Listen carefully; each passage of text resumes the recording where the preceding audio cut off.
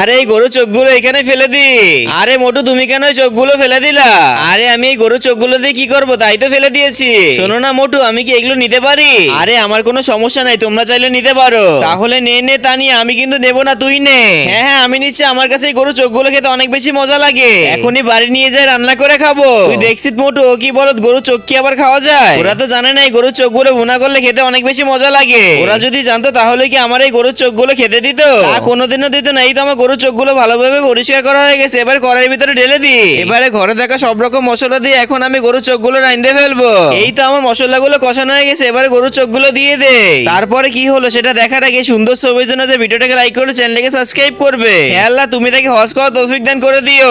আরে তানিয়া, তুমি এখানে কি রান্না করতেছো? অনেক সুন্দর ঘ্রাণ বেরোচ্ছে। আরে আমি তো গরুর চোখ রান্না করছি, এগুলো খেতে তো অনেক বেশি মজা লাগে। আরে আমরা এসব খাবো না। আরে আমি কি তোমাদের কারো খেতে বলছি? আমি খাওয়ার জন্য অনেক কষ্ট করে রান্না করছি, এখন আমি অনেক মজা করে খাবো। ওয়াও, খেতে তো অনেক বেশি মজা লাগতেছে। তোমরা কমেন্ট বক্সে এই ইমোজিটা দিয়ে যাও।